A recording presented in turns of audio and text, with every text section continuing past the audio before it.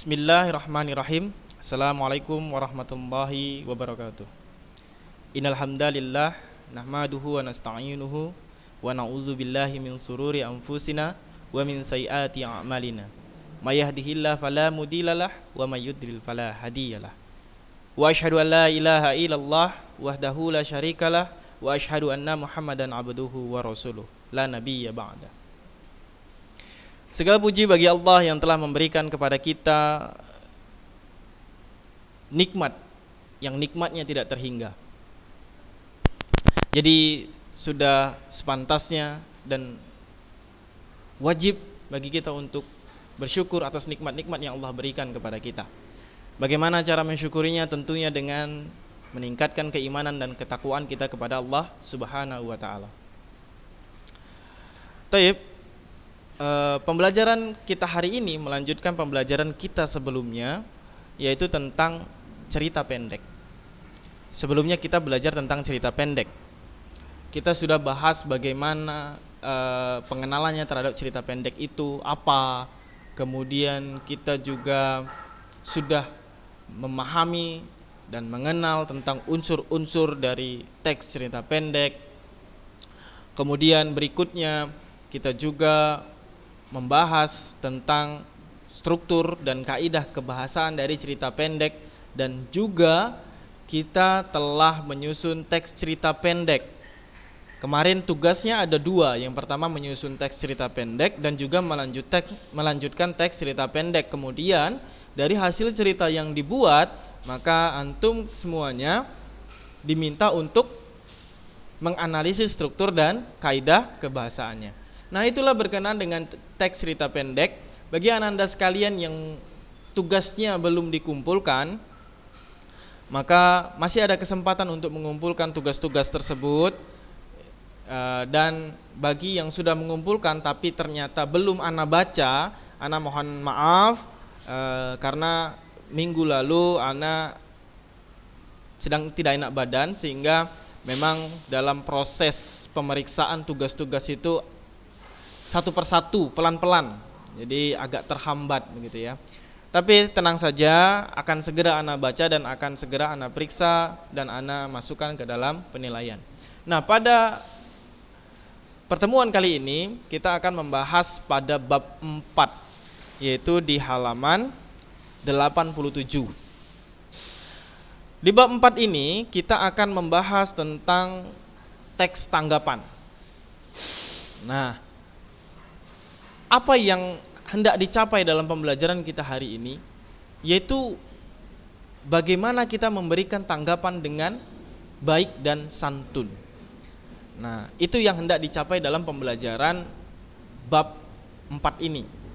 Kita diharapkan ketika memberikan tanggapan harus dalam koridor yang baik dan tepat, dan juga ada nilai sopan dan santun di dalamnya. Ya, lebih tepatnya kita belajar akhlak. Karena poinnya memang setiap pembelajaran itu yang paling utama adalah menguatkan akhlak begitu ya. Jadi setiap pembelajaran ada poin-poin tertentu yang hendak dikuatkan. Khususnya di bahasa Indonesia banyak bercerita tentang manfaat-manfaat yang ujungnya atau poin intinya untuk memperbaiki akhlak kita masing-masing. Nah, di awal kita akan membahas apa itu teks tanggapan gitu ya. Teks tanggapan merupakan teks yang berisi pendapat ya, berupa pujian atau kritik tentang suatu peristiwa, fenomena, karya begitu ya, ucapan ataupun perbuatan seseorang. Biar mudahnya biar Anda ketikkan di sini. Jadi biar mudah dipelajarinya nanti. Teks tanggapan adalah teks yang berisi pendapat berupa pujian atau kritik tentang suatu peristiwa,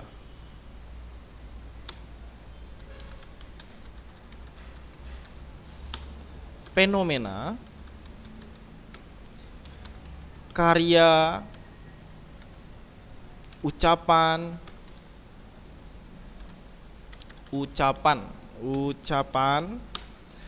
ataupun perbuatan dari seseorang. Nah, ini adalah pengertian dari teks tanggapan. Jadi kita bentuk tanggapannya itu bisa berupa pujian ataupun kritik. Tentunya di dalam teks tanggapan ini punya batasan. Apa itu batasannya? Kalau dia bentuknya pujian, maka harus punya yang namanya indikator, apa yang hendak dipuji. Jangan hanya sekedar pujian, wah hebat sekali, tapi letak pujiannya tadi seperti basa-basi. Nah, di tanggapan ini tidak. Mengapa dia bisa dipuji? Maka harus ada yang namanya fakta dan data.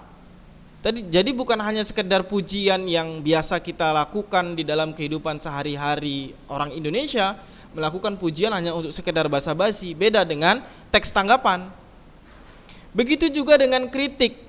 Kebiasaan kita mengkritik itu hanya menjatuhkan. Nah, kritik yang baik di dalam teks tanggapan itu adalah kritik yang sifatnya membangun. Kalau misalnya si A salah, maka dikasih tahu salah dan bagaimana caranya agar dia tidak salah lagi. Harus dikasih tahu seperti itu ya. Nah, inilah dia teks tanggapan gitu ya. Teks tanggapan itu letaknya di bagian itu, poin pentingnya. Pujian dan kritik. Pujian harus ada indikator pujiannya, data dan faktanya sehingga dia patut dan pantas untuk dipuji. Kemudian kritikan harus juga ada indikatornya, mengapa dia dikritik, apa yang dikritik, dan kritiknya harus membangun. Jadi bukan hanya sekedar menyalahkan, tapi harus ada solusi. Nah, inilah dia teks tanggapan. Tayyib. Nah, di dalam teks tanggapan juga, teks tanggapan ini memiliki ciri ya. Ciri-ciri. Sama halnya dengan teks-teks yang lainnya, tentunya sebuah teks punya ciri. Mengapa punya ciri? Agar dapat membedakan teks tersebut dengan teks yang lainnya. Nah, kalau di pokok bahasan kita sebelumnya, kita telah bahas tentang menyampaikan pidato, yaitu pidato apa? Pidato persuasif. Nah, kalau di dalam teks pidato persuasif, itu kan berkenaan dengan teks eksposisi yang tujuannya untuk meyakinkan pembaca atau pendengar dengan menyajikan argumen dari satu sudut pandang begitu, dari satu sudut pandang, yaitu sudut pandangnya si penulis. Nah, dari sini akan lebih mudah ya untuk memahami bagaimana teks tanggapan ini. Karena proses menanggapinya itu biasa terbentuk dari eksposisi. Ya, misalnya ada ragam teks eksposisi. Kemudian di dalamnya kan ada pendapat. Nah, pendapatnya itu kan bisa berupa pujian, bisa berupa kritik begitu ya. Tetapi eksposisi memang adalah sebuah teks yang umum. Ana sudah sebutkan ke antum semua, seperti teks naratif, teks deskriptif, teks eksposisi begitu ya. Itu merupakan sebuah teks yang awalnya itu adalah sebuah paragraf ya, sebuah paragraf umum yang bisa saja dia berada di teks manapun. Nah, akan tetapi di bagian teks tanggapan ini bisa jadi dia masuk teks eksposisi ya, sebagai bentuk tanggapan sebuah pendapat. Namun ditambah lagi di dalamnya ada pujian dan kritik yang menjadi ciri khusus dari teks tanggapan. Nah, apa saja cirinya? Cirinya yang pertama adalah yang pertama punya 3 struktur. Apa strukturnya? Yaitu konteks, deskripsi, dan penilaian. Kita buat cirinya. Ciri-ciri. Yang pertama, strukturnya. Apa strukturnya? Ada konteks ya, ada konteks, kemudian ada deskripsi, dan ada penilaian. Nah, ini adalah ciri dari teks Salah satu dari ciri teks tanggapan. Kemudian yang kedua, cirinya berisi tanggapan mengenai suatu fenomena yang terjadi di lingkungan sekitar, beserta fakta dan alasan yang menguatkannya. Nah, itu tadi, kalau kita memuji tentang fenomena yang ada di sekitar, maka kita harus punya data dan fakta. Kalau kita kritik, maka kritiknya harus membangun. Dan kenapa kita kritik? Kritiknya itu juga harus disertai dengan fakta dan data. Maka dia butuh fakta dan data. Karena ini teksnya bukan menanggapi sesuatu kan, agar tanggapannya itu tadi logis, maka kita membutuhkan yang namanya fakta dan data. Nah, inilah dia ciri dari teks tanggapan secara umum. Meskipun cirinya masih banyak lagi, tapi secara umumnya seperti ini. Penjabarannya tentang struktur, konteks bagaimana nanti akan kita bahas di pertemuan yang ketiga, tentunya tentang pembahasan struktur secara terperinci. Taib. Yang selanjutnya kita akan mengidentifikasi informasi di dalam teks tanggapan. Nah, teks tanggapan tentunya punya informasi. Bagaimana informasi itu kita tanggapi, ya. Nah, cara kerja menanggapi sesuatu bukanlah sesuatu hal yang mudah, ya, bukan sesuatu yang mudah. Jadi, salah tanggapan itu harus objektif dan santun. Objektif berarti dia tidak memihak kemanapun, ya, tidak memihak kemanapun. Kalau dia subjektif kan, misalnya si A teman kita, jadi kita tidak kritiklah, kita puji. Jadi tidak sesuai dengan fakta dan data. Jadi tanggapan itu harus bersifat objektif. Nah, kata santun berarti kita menyampaikan tanggapan itu harus berdampak positif, ya, membangun tadi itu. Meskipun yang kita sampaikan itu tadi kurang baik, tapi harus disampaikan dengan cara bahasa yang baik, sehingga terbentuklah suasana yang baik, begitu. Ini ada salah satu contoh tanggapan dari sebuah karya seni, gitu. Teks tanggapannya seperti ini. Sebuah karya seni kelas tinggi dari sang pelukis Maestro Affandi melukiskan sebuah pemandangan alam perkebunan cengkeh. Area perkebunan berbukit yang masih alami tampak terlukis apa adanya dari alam. Untuk menghidupkan suasana pada lukisan, dihadirkannya figur manusia sebagai objek pendukung. Tetapi inti dari lukisan yang menunjukkan adanya aktivitas kehidupan yang menyatu dengan alam. Ekspresi goresan khas Affandi terlihat unik yang menjadikan lukisan ini istimewa. Seperti pada kebanyakan lukisan, Affandi yang selalu menempatkan matahari sebagai bagian dari objek utama, tetapi dalam lukisan ini penempatan matahari tampak unik. Seolah sang pelukis mengambil perspektif posisi di balik matahari. Tampak dalam lukisan matahari tidak di balik bukit, tetapi di atas bukit dan menutupi bukit. Keunikan ini mungkin hanya dimiliki oleh Affandi. Sebagai cara sudut pandang dia dalam berekspresi, di mana kualitas imajinasinya sebagai seorang pelukis maestro ternama. Jadi di sini disebutkan bagaimana lukisan si Affandi dideskripsikan. Memang kalau kita lihat-lihat begitu ya, teks ini seperti kita mendeskripsikan sebuah lukisan gitu ya. Ini ada lukisan, kemudian kita seperti mendeskripsikan begitu. Oh, lukisannya seperti ini, ada mataharinya. Oh, mataharinya lukisan yang milik Affandi yang saat ini mataharinya ada di atas bukit, padahal kemarin-kemarin ada di balik bukit gitu ya. Jadi kita seperti mengamati begitu. Seperti mengobservasi. Lebih tepatnya seperti kita mengobservasi kemudian mendeskripsikan apa yang kita lihat begitu. Ya, memang seperti itu. Kita mendeskripsikan apa yang kita lihat. Mendeskripsikan. Seperti dengan strukturnya tadi. Yang pertama ada konteks. Konteks itu berkenaan pengenalan apa yang hendak ditanggapi gitu ya. Misalnya karya seni lukis yang mau ditanggapi, atau yang mau ditanggapi tentang film, novel gitu ya, atau yang mau ditanggapi tentang kehidupan sosial, pembangunan masjid, apa yang mau hendak ditanggapi. Nah, itulah dia konteksnya, konteks atau pengenalan awal terhadap apa yang hendak ditanggapi. Setelah itu, maka kita harus mendeskripsikannya kan. Di bagian struktur yang kedua ada deskripsi. Maka kita mendeskripsikan apa yang hendak kita tanggapi. Kalau lukisan berarti lukisan itu kita deskripsikan begini gitu. Kalau kita mau menanggapi tentang sebuah bangunan, maka kita akan mendeskripsikan bangunan tersebut. Setelah kita deskripsikan bangunannya, maka kita akan memperoleh hasil akhir. Apa hasil akhirnya? Bisa dalam bentuk pujian, bisa dalam bentuk kritik. Ya, pujiannya itu misalnya bangunannya bagus, baik, struktur bangunnya kokoh. Mengapa? Karena menggunakan teknologi terbaru, arsiteknya lulusan dari sini misalnya. Maka itu bentuk pujian, ada datanya. Kita memuji itu bukan sekedar memuji, bagus sekali, tapi ternyata sebenarnya itu tidak bagus begitu. Kita harus memuji berdasarkan data dan fakta. Kalau kita kritik pun, maka kita harus memberikan kritik yang membangun. Ini kerangka bangunnya kurang tepat.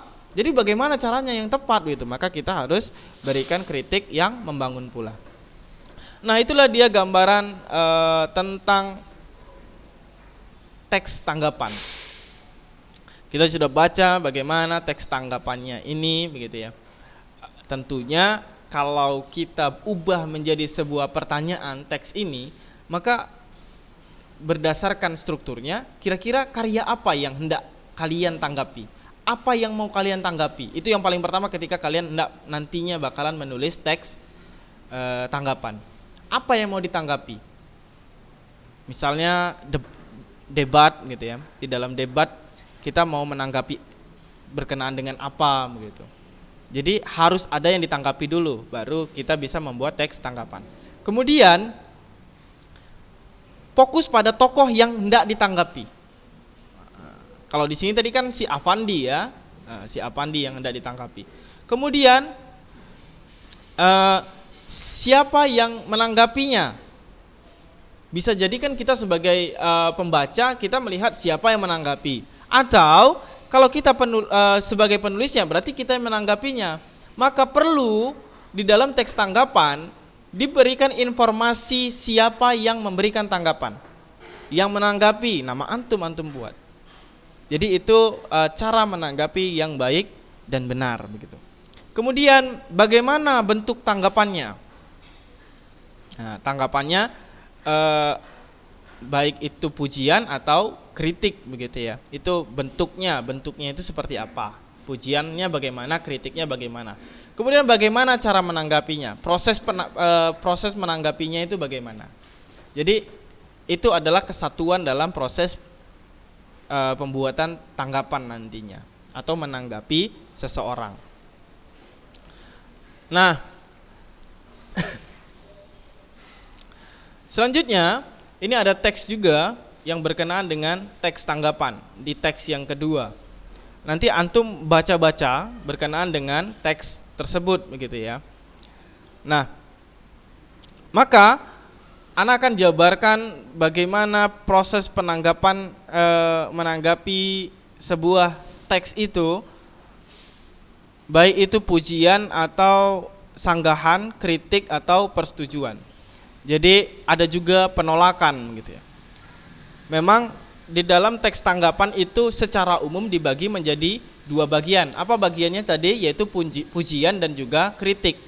Tetapi setelah dipecah itu akan menjadi 5 bagian. Apa bagiannya? Bagian yang pertama itu bentuk pujian utuh. Bagian yang ditanggapi. Yang pertama ada pujian gitu ya. Yang kedua ada persetujuan.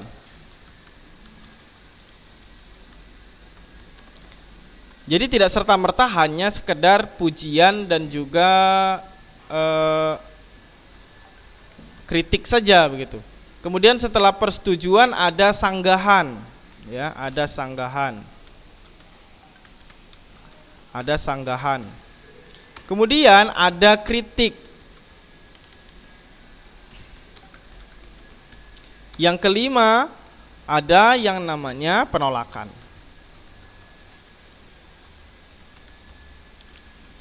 Nah, kita mulai dari pujian. Pujian itu contohnya begini. Kita memuji sebuah novel gitu. Menurut saya gitu ya, novel ini sangat bagus. Penyajian alurnya tidak umum, tetapi sangat mudah dipahami. Itu contoh memuji. Bukan wah hebat gitu. Jadi menurut saya novel ini sangat bagus, tetapi ada mengapa dia bagus? Bagusnya karena penyajian alurnya tidak umum gitu kan. Mudah dipahami. Seharusnya sesuatu yang tidak umum kan tidak mudah dipahami, tapi ini tidak umum tapi mudah dipahami, berarti dia punya kelebihan unik dan mudah dipahaminya itu. Itu contoh yang satunya yaitu pujian. Kemudian ada bagian yang ditanggapi yang lainnya yaitu persetujuan. Apa itu persetujuan? Kalau kita melihat contohnya langsung begini, contoh kalimat yang tepat untuk menanggapi bahwasanya kita setuju terhadap sesuatu gitu. Saya setuju dengan pendapat saudara yang menyatakan bahwa novel ini sangat bagus. Berarti setelah pujiannya si A, kita tanggapi lagi dengan persetujuan. Saya setuju dengan yang pendapat antum yang menyatakan bahwasanya novel ini bagus. Karena menurut saya, menurut ana gitu ya, letak bagusnya juga di bagian ini dijelaskan, dijabarkan. Jadi seperti itulah gambaran persetujuan. Kalau pujian berarti bentuknya langsung memuji dan juga menjabarkan. Kalau persetujuan berarti rasa mengungkapkan bagaimana kita setuju dengan pendapat orang tersebut. Itu juga termasuk dalam bagian sebuah tanggapan. Kemudian ada sanggahan. Kalau sanggahan contohnya begini. Menurut saya, gitu ya. Menurut saya konflik pada novel tersebut kurang dipaparkan secara rinci. Nah, jadi kita menyanggah dari hasil pujian atau persetujuannya orang, kita boleh menyanggah terhadap apa yang mereka puji. Mungkin kita tidak setuju terhadap alurnya tadi karena menurut kita ternyata susah dipahami, menurut dia mudah dipahami, maka kita sanggah. Menurut saya konflik pada novel atau menurut saya alurnya kurang jelas gitu. Di bagian ininya, nah, jadi harus disanggah juga dengan penjabaran data dan fakta. Nah, bagaimana dengan kritik? Nah, kalau kritik berarti pertimbangan baik dan buruk. Nah, itu poinnya. Kalau kritik berarti pertimbangan baik dan buruk. Begini contoh dalam teksnya, apa kalimatnya. Sehingga solusi yang digambarkan kurang sesuai. Seharusnya permasalahan muncul disebabkan oleh tokoh antagonis gitu ya. Jadi bentuknya kritik seperti itu ya, bentuk kritik seperti itu. Begitu juga dengan penolakan. Kalau penolakan pasti kalian semua paham. Yang penting harus ditolak dengan cara yang santun pula. Misalnya begini, penolakan itu, saya tidak setuju. Kalau persetujuan berarti saya setuju. Kalau penolakan berarti saya tidak setuju dengan pendapat Anda. Karena jika Anda membaca secara detail, konflik yang timbul karena tokoh antagonis bukan dari protagonis, misalnya begitu. Kalau kita baca tentang novel, berarti kita melakukan penolakan terhadap apa yang sudah dipaparkan. Bisa jadi si A setuju, si B tidak setuju, maka itulah bentuk tanggapan. Tanggapan itu dibagi menjadi 5, yang pertama pujian, yang kedua persetujuan, yang ketiga tanggapan, yang keempat kritik, dan yang terakhir adalah penolakan. Nah, itulah pembahasan kita tentang mengenal sebuah teks tanggapan pada hari ini. Ya, mudah-mudahan pembelajaran kita hari ini mendapatkan manfaat yang baik meskipun pembelajaran kita diadakan secara daring, tapi ana berharap, sangat berharap sekali tidak mengurangi manfaatnya begitu. Jadi rasanya itu tidak berbeda dengan ketika kita bertatap muka. Jadi dapat disimpulkan bahwasanya teks tanggapan itu adalah sebuah teks yang di dalamnya berisi pendapat, ya, pendapat yang sifatnya bisa pujian, bisa persetujuan, bisa juga sanggahan, bisa kritik ataupun penolakan terhadap keadaan, peristiwa, fenomena ataupun orang-orang tertentu, baik itu dari sifat, ucapan maupun perbuatannya. Nah, itulah dia tangkapan. Mudah-mudahan pembelajaran kita hari ini dapat dipahami dengan baik. Ana akhiri dengan lafaz hamdalah. Assalamualaikum warahmatullahi wabarakatuh.